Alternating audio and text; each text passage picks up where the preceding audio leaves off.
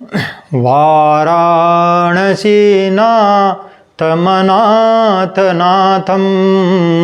श्रीविश्वनाथं शरणं प्रपद्ये। श्रीविश्वनाथं शरणं प्रपद्ये। नमस्कार दोस्तों, मैं शशिभूषण। दोस्तों, हमने पिछली वीडियो में जो है स्वर संधि के पूर्ण भेद कर लिए थे। आज हम दोस्तों व्यंजन संधि की परिभाषा और इसके नियम क्या है, अलग अलग से इसके क्या रूल है, वो आज हम पढ़ते हैं। तो चलिए दोस्तों देखते हैं। व्यंजन के बाद पहले परिभाषा, व्यंजन के बाद यदि किसी स्वर या व्यंजन के आने से, व्यंजन वर्ण के बाद कोई भी स्वर या व्यंजन का अगला वर्ण आ जाए तो उसके में जो परिवर्तन होता है, व्यंजन में जो परिवर्तन होता है उससे क्या कहते हैं दोस्तों, व्यंजन संधि कहा जाता है। इसके नियम देखते हैं। वर्ग के पहले वर्ण का तीसरे वर्ण में परिवर्तन। वर्ग का पहला वर्ण जैसे दोस्तों क वर्ग का पहला वर्ण क है, तो इसको जो है तीसरे वर्ण में परिवर्तन हो जाएगा। तीसरा वर्ण क्या है, क्या वर्ग का, क ख ग। तो जैसे ग में परिवर्तन होगा, इसी प्रकार से च वर्ग च छ ज, च वर्ग का जो है ज में हो जाएगा, ट वर्ग का ट ठ ड। इस प्रकार से इनका ये पहले वर्ग के पहले वर्ण है और इनके तीसरे वर्ण में परिवर्तन कब होगा दोस्तों, कहता है यदि क च ट त प, क च ट त प का सभी जो है अपने वर्ग के पहले वर्ण है, अपने वर्ग के क्या है, सभी पहले वर्ण है। तो जैसे क वर्ग का जो है क है पहला वर्ण है, इसी प्रकार से च वर्ग का च, ट वर्ग का ट, त वर्ग का त, प वर्ग का प। इनके बाद यदि किसी वर्ग का तीसरा चौथा वर्ण, तीसरा चौथा कौन सा हो गया दोस्तों, जैसे क वर्ग का तीसरा हो गया क ख ग, ठीक है, और चौथा हो गया घ, और इसी प्रकार से आप जाएंगे च वर्ग में, च वर्ग का तीसरा और चौथा ज और झ, और ट वर्ग का ढ ढ, इसी प्रकार से त वर्ग का द ध, तीसरा चौथा वर्ण, प वर्ग का ब और भा। और इसके साथ साथ दोस्तों य र ल व, ये अंतस्थ, और एक ह इसमें आ जाता है, ह इसमें य र ल व के साथ ह भी इसमें आ जाता है। या कोई भी स्वर आए, इसके साथ साथ कोई भी स्वर आ जाए तो उन्हें अपने वर्ग का तीसरा वर्ण हो जाता है। तीसरा वर्ण माने तीसरा उसका अक्षर हो जाता है। जैसे क को क्या हो जाएगा दोस्तों ग, और च को ज, ट को ड, त को द, प को ब हो जाता है। जैसे इसमें देखते हैं दोस्तों उदाहरण में कि क को ग कब बनेगा, ठीक है, क को जैसे दिक धन गज, तो दोस्तों यहाँ पर क्या है, क के पश्चात, जैसे क वर्ग के पश्चात इसने बोला, क वर्ग के पश्चात जो है कोई भी तीसरा वर्ण आ गया, तीसरा चौथा कोई भी वर्ण आ जाए, जैसे तीसरा वर्ण आ गया ग, गज में क्या आ गया, तीसरा वर्ण ग आ गया, तो इसको क वर्ग का ही तीसरा वर्ण हो जाता है। क वर्ग का तीसरा वर्ण दोस्तों, क को क्या होगा, क का परिवर्तन होगा क में, और ये क को क्या हो जाएगा, तीसरा वर्ण हो जाएगा क वर्ग का ही। जैसे क ख ग, दिग धन गज, इसको क्या बन गया दोस्तों, क वर्ग का तीसरा दिग्गज बन गया। इसी प्रकार से वाक धन ईश, तो ये पहला वर्ण है क वर्ग का, तो इसके पश्चात क्या है दोस्तों, यहाँ स्वर कहता है। यदि स्वर आ जाए इन वर्णों के पश्चात तो यहाँ स्वर भी आ गया। तो आप देखते हैं वाक धन ईश में स्वर आ गया दोस्तों, तो ईश स्वर आ गया, तो इसको क्या हो गया, इस क वर्ग के स्थान पर ही तीसरा वर्ण फिर क्या हो गया, ग हो जाता है। वाक धन ईश वागीश, यहाँ पर ग हो गया इसको भी। और च को ज कब होएगा दोस्तों, जब अच धन अंत, आप देख सकते हैं च को ज, अच धन अन, यहाँ भी च के पश्चात क्या है दोस्तों, च वर्ग के पश्चात ये पहला वर्ण है च, और इसके पश्चात क्या आ गया दोस्तों, स्वर आ गया। जैसे नियम में बताया गया कि स्वर आ जाता है तो इसको तीसरा वर्ण हो गया ज हो गया, च को तीसरा वर्ण ज हो जाता है। यहाँ भी आप देख सकते हैं। ट को ड कब होगा, जब इसी प्रकार से ट के पश्चात आप ट वर्ग का पहला वर्ण है, ट के पश्चात जो है स्वर आ गया है, तो इसको भी क्या हो गया दोस्तों, ट का तीसरा वर्ण ट ठ ड, इसको यहाँ तीसरा वर्ण अड हो जाता है, आप देख सकते हैं। और त को द कब होएगा दोस्तों, जब यहाँ भी देख सकते हैं त को त के पश्चात यदि त वर्ग का पहला वर्ण है और इसके पश्चात ये भी यहाँ स्वर आ जाता है दोस्तों, तो स्वर, यहाँ स्वर आने के पश्चात भी इसको जो स्वर हो गया, इसीलिए इसको त अपना तीसरा वर्ण, त किस में परिवर्तित होगा, तीसरा वर्ण त वर्ग का त थ द, यहाँ पर ये द में परिवर्तित हो जाता है। इसी प्रकार से प का ब कब बनेगा, जब आप देख सकते हैं प के पश्चात क्या आ गया दोस्तों, ज, प के पश्चात क्या आ जाता है, ज, तो ज आप देख सकते हैं। तो इसको क्या हो, प का क्या बन जाता है दोस्तों, ब बन जाता है। प का क्या बन जाता है, ब यहाँ पर बन जाता है, क्योंकि प के पश्चात तीसरा वर्ण क्या आ गया दोस्तों, यह तीसरा वर्ण आ जाता है ज। ठीक है, तो आप देख सकते हैं, तो क्योंकि प वर्ग का पहला वर्ण है तो इसके बाद ज आ गया तीसरा, तो आप इसको इसके स्थान पर प वर्ग का ही तीसरा प फ ब, आप यहाँ अब्ज बन गया। अब दूसरा इसका नियम देखते हैं दोस्तों। दूसरे नियम में क्या कहता है कि वर्ग के पहले वर्ण का पांचवें वर्ण में परिवर्तन। पांचवा वर्ण क्या होता है दोस्तों, सबका लगभग अनुनासिक ही पांचवा वर्ण होता है सभी वर्गों का। तो देखते हैं पांचवें वर्ण में परिवर्तन कैसे होगा कि किसी वर्ग के पहले तीसरे व्यंजन के बाद यदि कोई नासिक्य व्यंजन किसी वर्ग के पहले और तीसरा, पहला है क वर्ग का जैसे क है, और तीसरा क्या है जैसे क ग आ गया, व्यंजन के बाद तीसरे और पहले व्यंजन, पहले और तीसरे व्यंजन के बाद यदि कोई नासिक्य व्यंजन, नासिक्य माने अंतिम जो वर्ण है सभी वर्गों का, जैसे क ख ग अंग, ठीक है।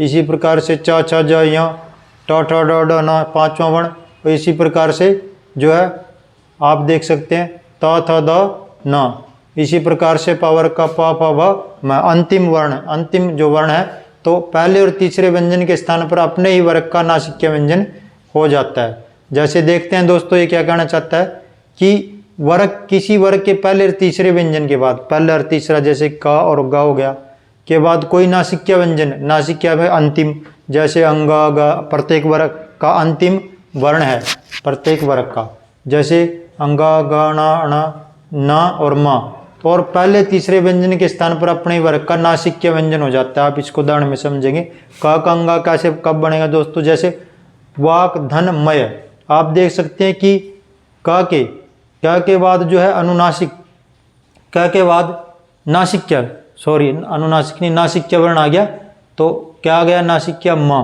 क्योंकि नासिका वर्ण है म, और किसका है ये नासिका, आप प फ ब म का, प वर्ग का है म, तो देख सकते हैं। तो ये पांचवा वर्ण है नासिक्य, ये होता है पांचवा। तो इस क वर्ग का कहते हैं इसको जो है पांचवा इसको हो जाता है, इस क को क वर्ग का पांचवा वर्ण हो जाता है। क ख ग अंग क्या हो जाएगा दोस्तों, क ख ग अंग, वहाँ देख सकते हैं आप वाक धनमय वांगमय, इसको क को पांचवा वर्ण हो गया वांगमय, क्या के स्थान में अंग हो गया। च को यहाँ कैसे हुआ दोस्तों, आप देख सकते हैं तच धनमय, तच धनमय में क्या हो गया कि च के पश्चात भी पांचवा वर्ण था म, पांचवा वर्ण पावर का मैं था, तो इस च का पांचवा क्या हो जाएगा दोस्तों, च का पांचवा वर्ण आप करना क्या बनेगा, च छ ज अइया, च छ ज अइया, तो तच धनमय मिला करके तयमय आपका बन जाता है। इसी प्रकार से ट कणा, आप देख सकते हैं कि ट के बाद फिर पांचवा वर्ण म आ जाता है दोस्तों, तो इस ट का पांचवा वर्ण क्या बनेगा, ट ठ ड अण। इस प्रकार से षणमुख आया। त को ना कब हुआ, उत धन्नति, तो ये भी पांचवा वर्ण है ना, ठीक है, त वर्ग का है, त थ द न, तो इस त के स्थान पर त का पांचवा वर्ण होगा त वर्ग का, त थ द न। उत धन नति, त के स्थान पर पांचवा वर्ण हुआ तो त थ द न, उन्नति यहाँ पर बना इसके स्थान पर। प को माँ कब होगा दोस्तों, यहाँ पर तप धनमय, प के पश्चात भी पांचवा वर्ण में आ जाता है, तो आप देख सकते हैं, तो इसको क्या होएगा, तो ये इसी का है पांचवें तप धनमय का, इस पर क्या बन जाता है पांचवा प फ भ म, तो प के स्थान पर क्या हो जाता है दोस्तों पांचवा वर्ण मय, तममय, तो ये इसका हुआ। इसके पश्चात आते हैं दोस्तों तीसरा नियम। तीसरा नियम क्या है, तय संबंधी नियम। अब आते हैं तय संबंधी क्या क्या नियम है, ये कई बार पेपर में पूछ लिया जाते हैं, इंपॉर्टेंट है तय संबंधी नियम कि क्या तय के पश्चात यदि दोस्तों च और छ है, तय के पश्चात त व्यंजन के पश्चात यदि तय व्यंजन के पश्चात यदि च और छ आ जाते हैं, तो इसके स्थान पर दोस्तों तो तय की जगह क्या हो जाता है, तय के स्थान पर च हो जाता है। आप ध्यान से देखेंगे, जैसे उदाहरण में देखेंगे उत धन चारण। यहाँ देखते हैं दोस्तों कि त के पश्चात क्या आ जाता है, च और चा। यहाँ त के पश्चात जो है त के बाद क्या आ गया दोस्तों, च आ गया। क्या आ गया, च आ गया ये इसके अनुसार। तो इस त के स्थान पर क्या हो जाता है, बोला च हो जाता है। ये कहता है तो आप देखना इसी प्रकार से क्या बना, उत धन चारण उच्चारण, क्योंकि इस त के पश्चात जो है च आ गया तो इस त को क्या हो जाता है, च। इसी प्रकार से त के पश्चात फिर छ आ गया दोस्तों। अगले उदाहरण में त के पश्चात छ आ गया तो इस छ के स्थान पे क्या हो जाता है, इस त के स्थान पे भी क्या हो जाता है दोस्तों, च हो जाता है। उच्च छिन्न, इसी को परिवर्तन होगा त को, उच्च छिन्न। आगे देखते हैं दोस्तों, यदि त के पश्चात ज और झ आ जाता है, त के पश्चात ज और झ आ जाता है दोस्तों, तो उसको क्या हो जाता है, त को ज हो जाता है। पहला वर्ण ही होगा, याद रखेंगे पहला वर्ण होगा। जैसे उत धन ज्वल, तो त के पश्चात दोस्तों ज आ गया, त के पश्चात क्या आ गया, ज। तो इस त के स्थान पर क्या हो गया दोस्तों, ज हो गया। उज्ज्वल क्या बन गया, उज्ज्वल। त के स्थान पे दोबारा फिर देखेंगे, त के स्थान पे ज आ जाता है, ज और झ में से कोई भी आ गया इसमें, तो कहता है इस त के स्थान पर क्या हो जाएगा दोस्तों, ज हो जाता है। इस प्रकार से यहाँ भी दो ज आ जाते हैं, इसमें दोनों जो है हलंत ज होते हैं। इस प्रकार से दोनों आप देख सकते हैं। आगे देखते हैं दोस्तों त, यदि त के स्थान पर ट ठ आ जाए, त के स्थान पे ट और ठ आ जाए तो इस त को क्या हो जाएगा दोस्तों, ट। पहला वर्ण ही होगा, आप याद रखेंगे। जैसे तत धन टीका, तत धन टीका, तो त के पश्चात दोस्तों ट आ गया तो इस त को क्या हो जाएगा, ट हो जाता है। इसको मिलाकर के तट टीका बन गया। इसी प्रकार से त के पश्चात यदि ड और ढ आ जाए दोस्तों, त के पश्चात ड और ढ आ जाए तो इसको त को क्या हो जाता है दोस्तों, ढ हो जाता है। जैसे उत धन डयन, उत धन डयन, तो त के पश्चात दोस्तों ड आ गया तो इस त को भी क्या हो जाता है, ड हो जाएगा इसके अनुसार। पहला वर्ण ही होगा। यदि त के पश्चात ल आ जाता है दोस्तों, त के पश्चात क्या आ जाता है, ल, तो इस त को भी क्या हो जाता है, ल हो जाता है। जैसे उदाहरण में देखते हैं, तत् धन लीन, तो त के पश्चात यहाँ क्या आ गया दोस्तों, ल आ गया तो इस त को क्या हो जाता है, त के स्थान पर जो है ल हो जाता है। इसको संयोग करके लिखेंगे तो तल्लीन बन जाता है।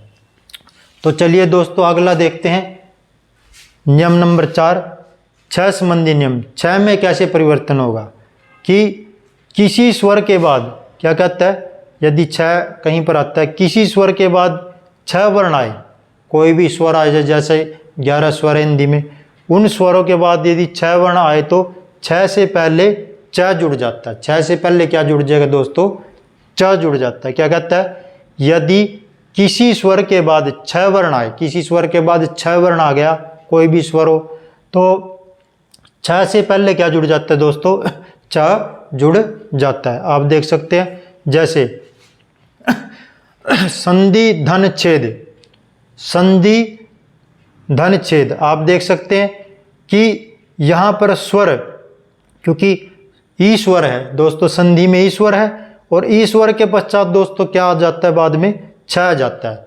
तो कहता है इस छह से इस छह से पहले च जुड़ जाता है, इस छह से पहले क्या जुड़ेगा, च जुड़ जाएगा दोस्तों।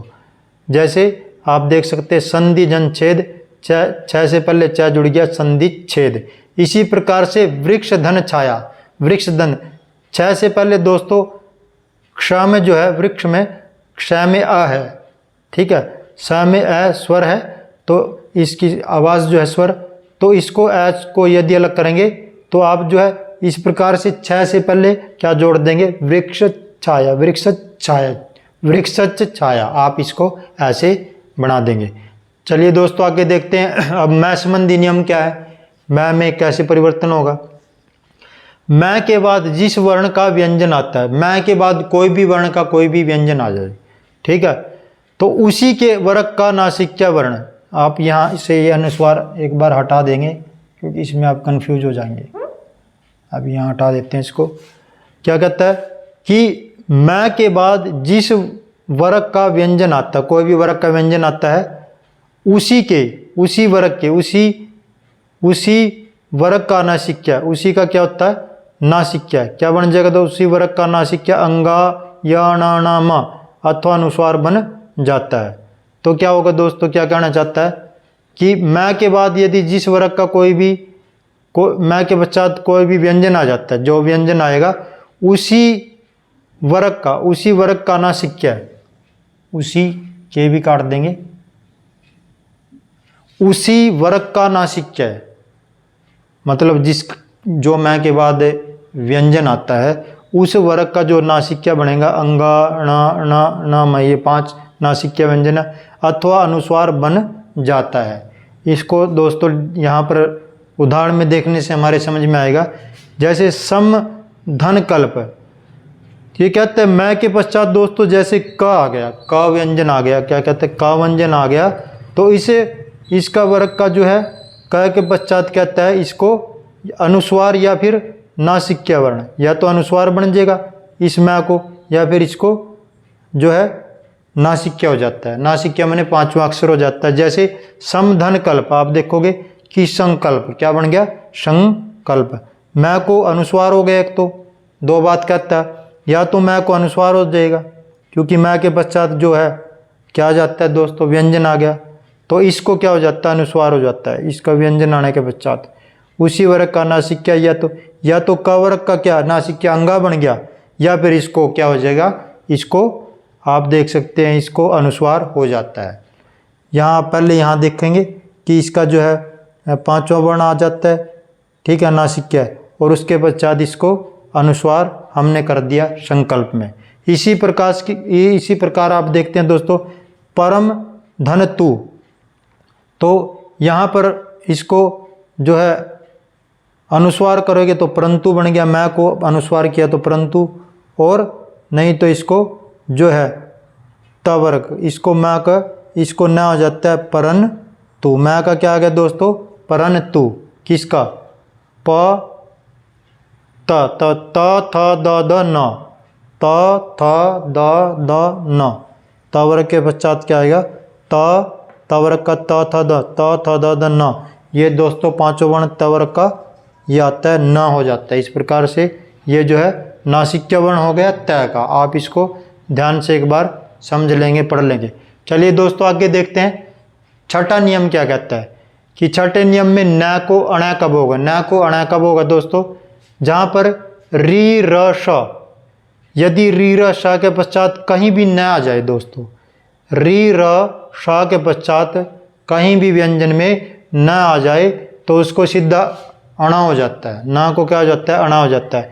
चाहे बीच में क वर्ग आ जाए, प वर्ग आ जाए, का अनुस्वार आ जाए, या वह है आदि में कोई भी वर्ण आ जाए, इनमें से कुछ भी आ जाए, क्या कहता है, री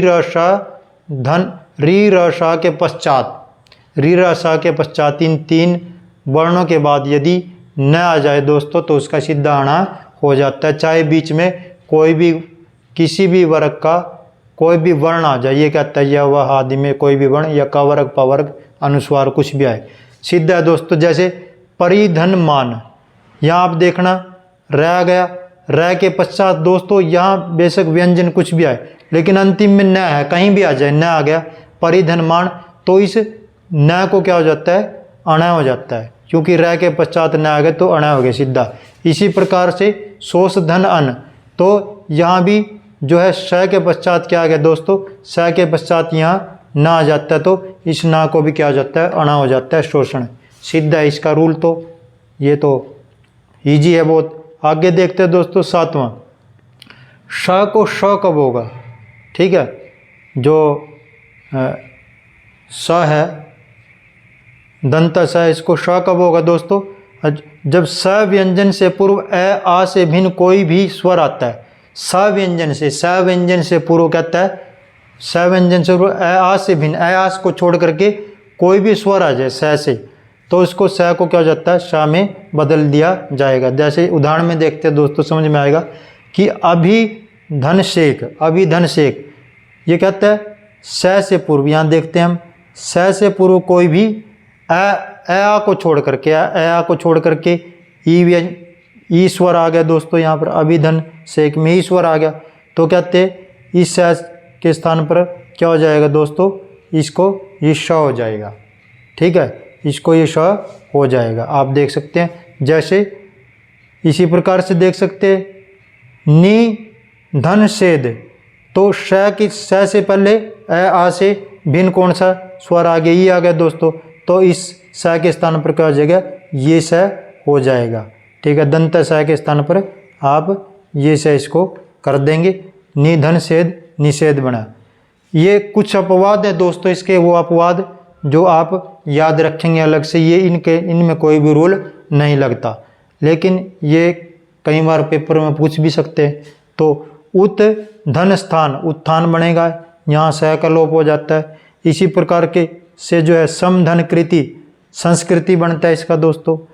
अन धन आचार अनाचार बनता है। इसी प्रकार से पुनर्धन ईक्षण पुनरीक्षण बनता है इसका। इसी प्रकार से निर्धन उद्यम इसका क्या बनता है, निरुद्यम बन जाता है। तो चलिए दोस्तों, आज हमने जो है व्यंजन संधि के उदाहरण और नियमों का बहुत ही अच्छे से पढ़ा। तो आप सभी इसका एक बार लिख करके सभी मित्र अभ्यास कर लेंगे, क्योंकि नियम आपके सामने दे दिए गए हैं और अच्छी तरह से यदि आप समझोगे तो आपको समझ में आ जाएगा।